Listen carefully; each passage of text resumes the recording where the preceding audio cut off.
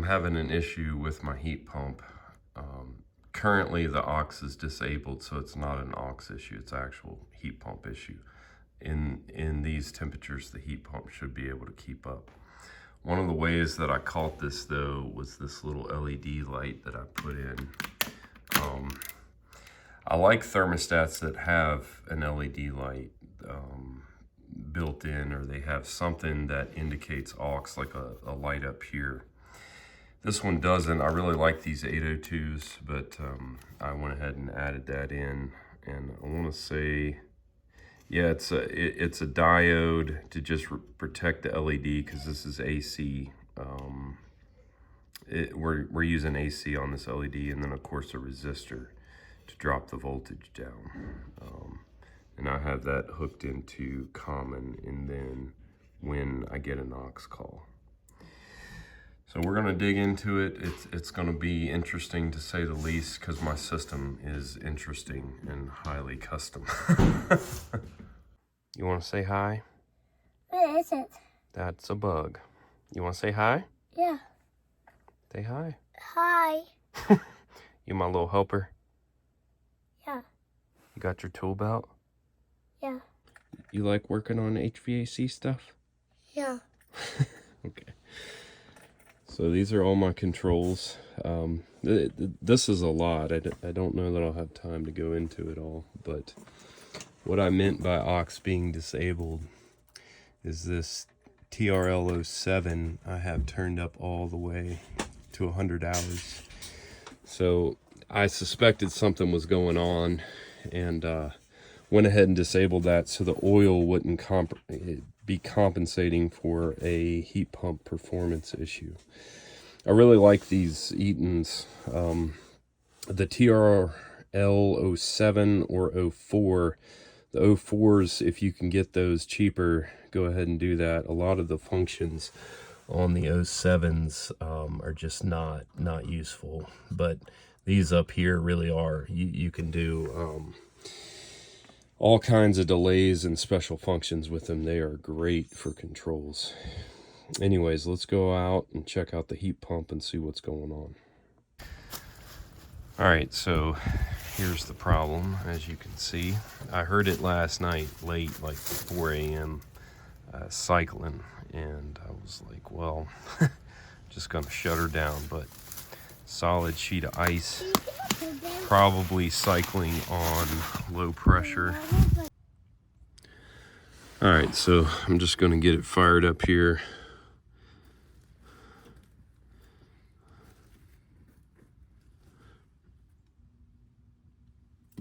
All right, there we go. So hopefully you can hear me okay with it running, but the first thing I'm gonna do, because it's cycling on low pressure right here, and if you don't have a delay on brake relay in your system, I highly recommend that you put one in, because it really is good.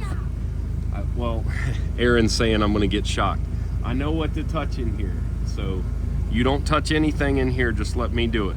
All right, I'm putting in a jumper right now, which is going to allow me to manually energize the reversing valve. All right, now I could just manually defrost this thing, but instead I'm going to hook up a jumper. This is just a solid state fused jumper, and get it in AC mode manually. Okay, now I'm gonna pull the fan wire. Obviously, I don't recommend that you do this the way that I'm doing it, because it's dangerous, but you know, I've been doing this so long. That's no excuse, but I'm just saying, I do some stuff that you probably shouldn't do, and it is what it is. All right, so right now I've got it manually in AC mode, so I've got the reversing valve energized, and I'm just pulling the fan. So now I'm running a defrost cycle for as long as we need it, which is probably going to be a long time. This is a lot of ice to melt. And that head pressure is going to stay very low for a long time because of that ice. So I'm going to get this defrosted, and then we're going to go from there. I'm going to just go over a few things while we're waiting for this defrost. From top to bottom, you can see that I have a delay on brake relay, and basically the pressure switches are just running into this and going out to the contactor. I really like that because it keeps short cycling from happening. You know, any time that you can reduce the number of times a compressor starts up under non-ideal conditions, it's a lot better for the compressor. These should be standard equipment. It should be built into the board. This is a potential relay for my start capacitor down here.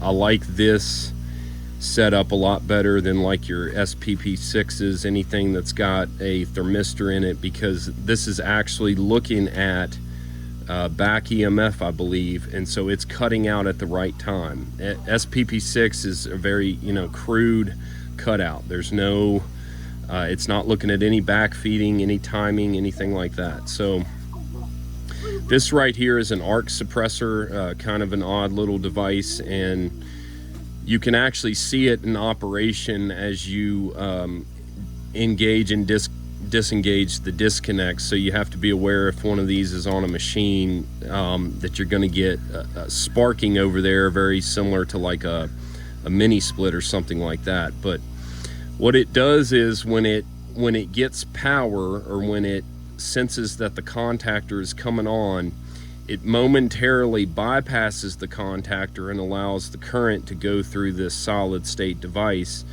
and it does greatly reduce the arcing on this contactor. Well, this is not a contactor. This is a Mercury relay, and I have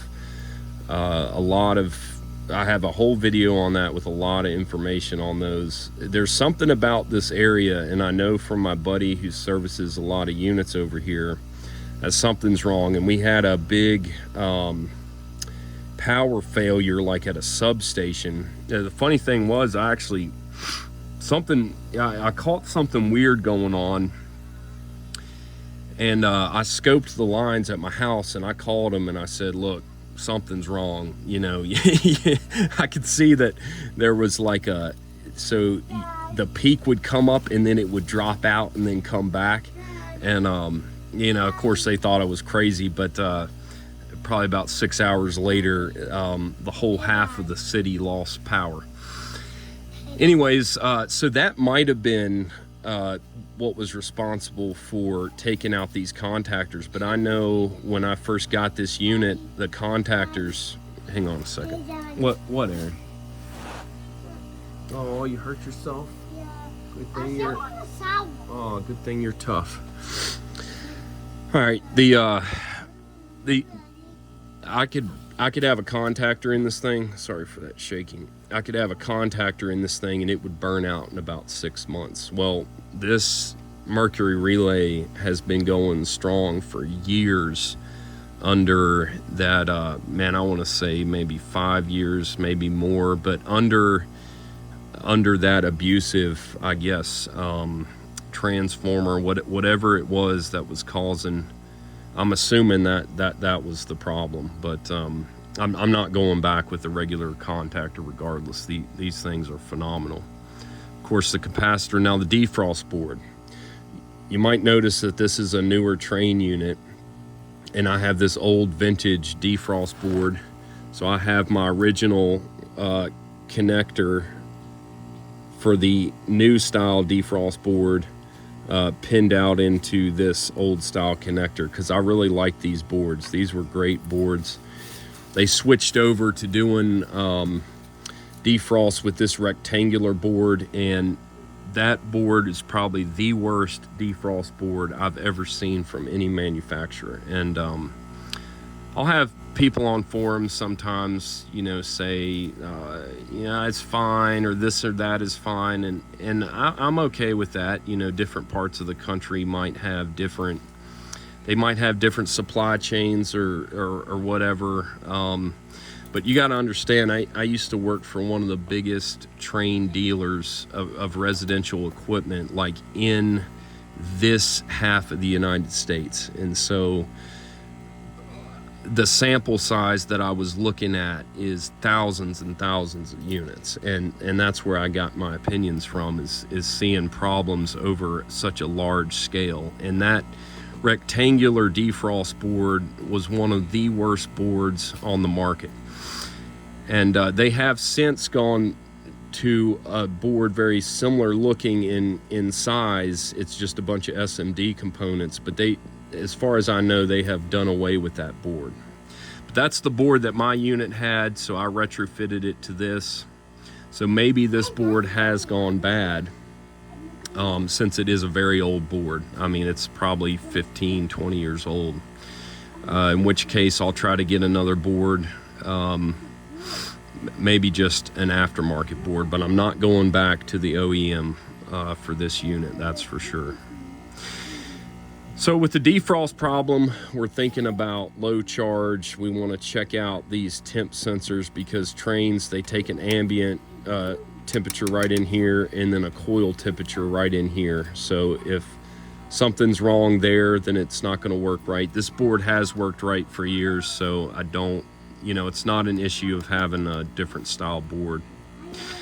Forgot to mention this is a motor starter, and I have this in here calibrated so that if this cap ever dies, it just shuts everything down. So it's just another safety I put in here so I don't have to worry about things. I can hear the ice starting to drop off the coil, so I'm going to give it some more time, get it completely thawed, and then we're probably going to check the charge. I do know from messing with this recently that, and the way Tranes work is you short these pins out. Now I have a connector fitted to those pins because I'll initiate defrost from inside when I want to. Like I said, highly custom system. This is an oddball. You're not going to run into something like this in the field. Again, don't do what I'm doing here, but I'm gonna power the fan back so that it can maybe pull a bit of this ice off the coil. You might have heard that dropping off. It's just pulling the air through to pull the ice off the coil, so I'm just cycling it for a second. I'm not gauged up on it, but I know from experience that they can run a long time this way. The ice on the coil just really, really lowers that head pressure an amazing amount. So I'm gonna let it continue to run and check out these temp sensors. Here's the sensor table, and I like to actually use volts DC, because then I'm seeing exactly what the board is seeing. Because you could take this off and check ohms and it reads the right ohms because the sensor is good, but the board output is bad. So the best way to check these by far is to look at exactly what the board is seeing. So I'm going to check the ambient sensor right now.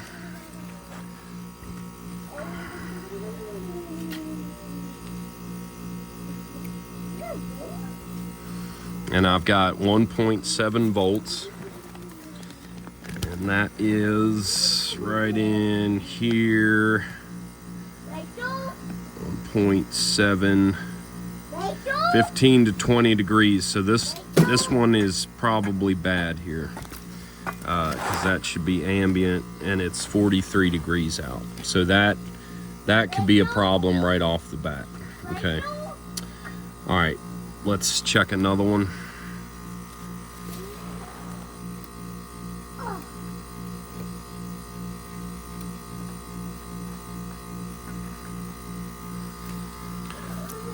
There's my coil. Hang on, little helper's crying, breaking down. I wish you could have heard that, but I energized the fan again and all that ice just came off, so that's perfect. Having that fan just run every now and then helps pull that air through and just drops that ice out. But okay, so let's look here. We're at like a volt. So we're somewhere down in here, 55 degrees. I'm gonna do this off camera because I need my phone for my field piece temp clamp. Got her back in heat mode, got the fan in. So now I'm gonna just kind of shine up this pipe right here.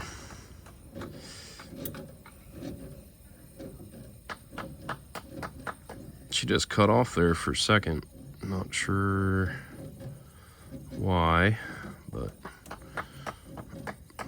almost sounded like it might be trying to run a defrost, but it's kind of weird.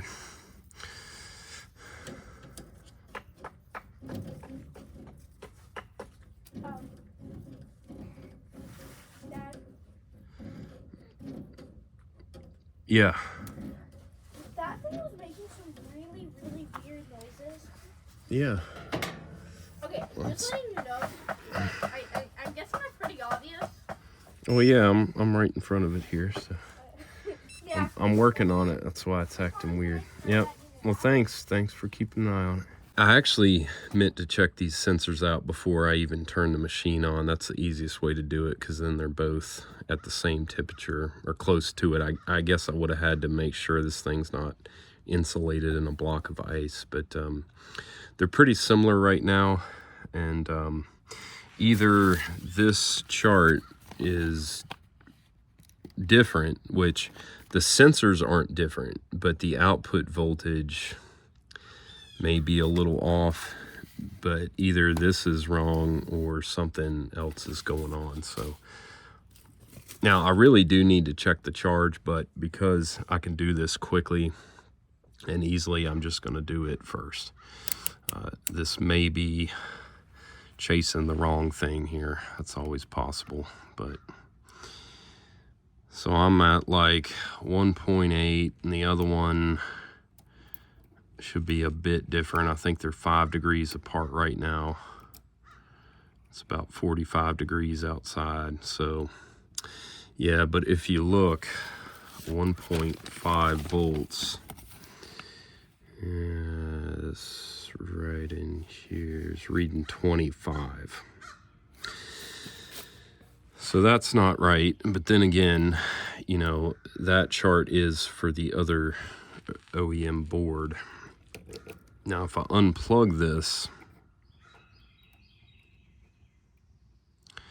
I'm reading like 5.6 volts. And, you know, a 5 volt regulator for 5 volt logic should be right around 5 volts. So it may be that this board being so old and whatever components they were using, I don't know. Maybe it's always been that way, but I have another board here from my graveyard. This is an old one. See, it's got an anticipator still plugged onto there. It's crazy, but I'm just gonna plug this in real quick. Let's see, I think it goes this way. And we're gonna see what our voltage is right here.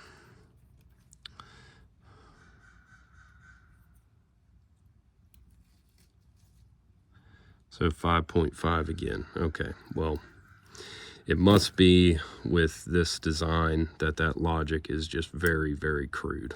I mean, I would like to see like 4.9, 5.1 tops, but maybe that is normal. I'm just gonna fire it up and check the charge. I know that this board does manually defrost just fine, because I was doing that last night to try to get by for a while. I guess it froze up overnight though. Okay, let's keep on trucking. Oh, the other thing we can do here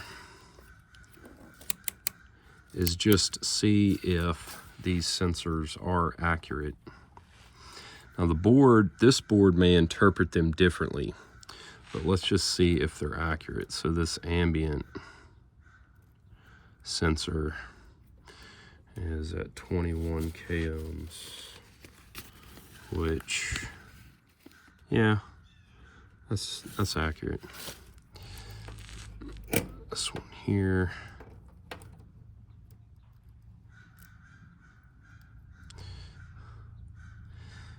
.7 right in there. 55. Okay, that one's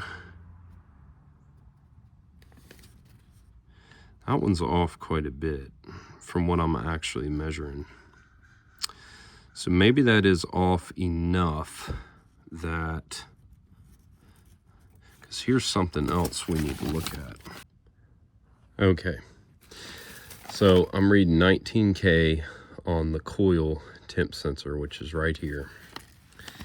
And what that translates to is, let's see, so it'd be a little bit down in here, like 52 degrees, somewhere in there, maybe 51, but it's actually like 41 degrees right here on this pipe right now. So I'm 10 degrees, I'm reading 10 degrees too hot.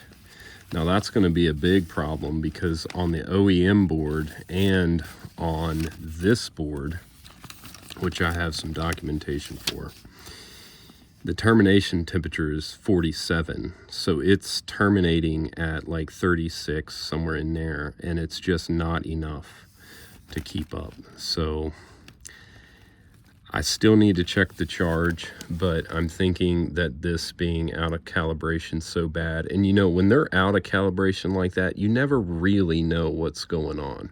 I mean, it could have water in there, you never know. I mean, it could have times where it's reading way off, you know, way too hot, and then from there you're screwed, because if you look, as it gets lower and lower resistance, it reads hotter and hotter. So what happens if whatever water is in there kind of starts to drop that resistance down? Well, this thing is going to be terminating or not defrosting at all if it thinks it's way too hot out. So I think we have a faulty sensor here, and I'm going to replace it with just an old one that I had salvaged, and we'll see what happens. All right, so this is a little bit of a different style. This is the ones I used for years before switching over to these little kind of dinky clip-on things, but clean that pipe up a little bit.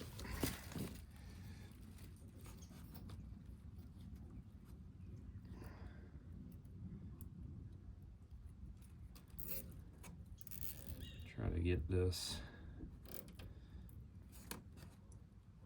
connected really well, and we're going to insulate it unlike the other one.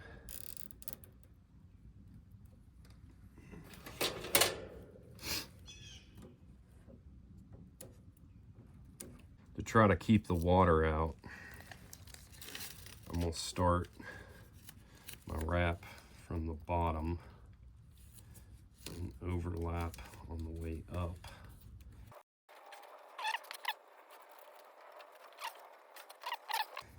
And this foam tape never stays, so I'm gonna do this to keep the water out up here at the top, and then one down here to keep.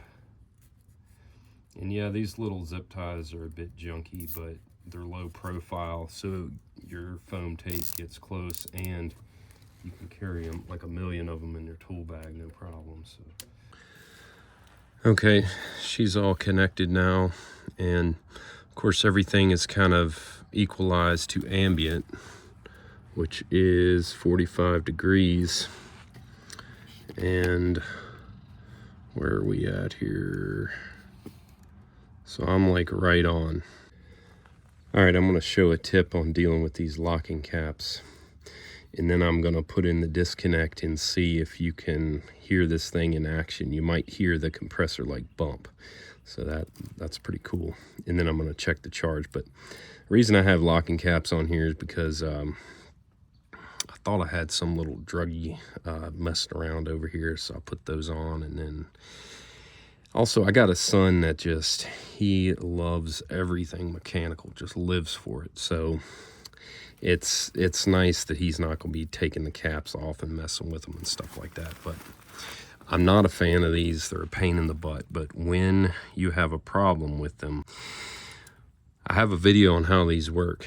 But basically, what you need to do is you need to turn this as hard as possible, because you're trying to jam this cam inside of a lip that's in here. So if it's not really jammed in there, then it's gonna just slip when these caps get, you know, like a bit of corrosion or whatever, just creating friction in there. So get that jammed up in there. It's using the wrong side. Let's see here. So you want to get it as tight as possible, and then you should be able to spin that off just fine. Okay, let me put in this disconnect.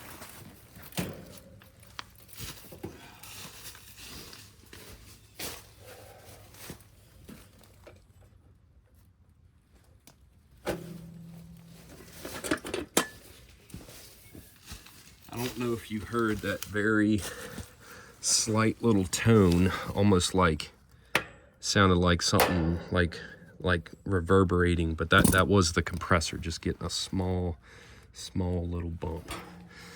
Talked about this before, but if you don't have core depressors, you need to get one. They are phenomenal for keeping frost off your fingers. Now, unfortunately, I'm gonna have to check the charge on my phone. May show a screenshot or just talk about it. Now, the best way to check the charge is in AC mode, and I could do that by blocking airflow with some trash bags, but I want to check out this metering device, so I need it in heat. Now, what I've noticed over the years is that if you have a system that's properly charged, okay, and you know, like this, so I've got a TXV inside and outside. You're going to be running in the summer in cooling mode around 12 degrees, subcooling. In heat, you're going to be like 25 to 30, even like low 30s of subcooling. And that's because that's a smaller coil in there than what's out here. So automatically, you're going to have more liquid backing up. All right, so subcooling is great.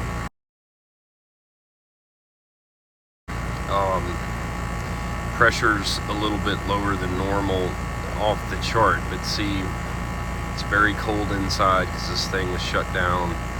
I'm not going to go chasing things too much. Now, heating mode is very crude, okay? It just is, hence the reason you need a defrost board and all that. So I'm probably not, even though I wish that this TXV was doing a bit better, I'm not going to dig into this, given the way that sensor was, until I see that it's an actual real problem, or I'll do it sometime in the summer or whatever. I just don't want to mess with that right now. But let's see what, oh, this looks like it might be adjustable. I haven't run into any residential one that is, but I did try to loosen that cap, and little refrigerant came out, so I'm not going to mess with that.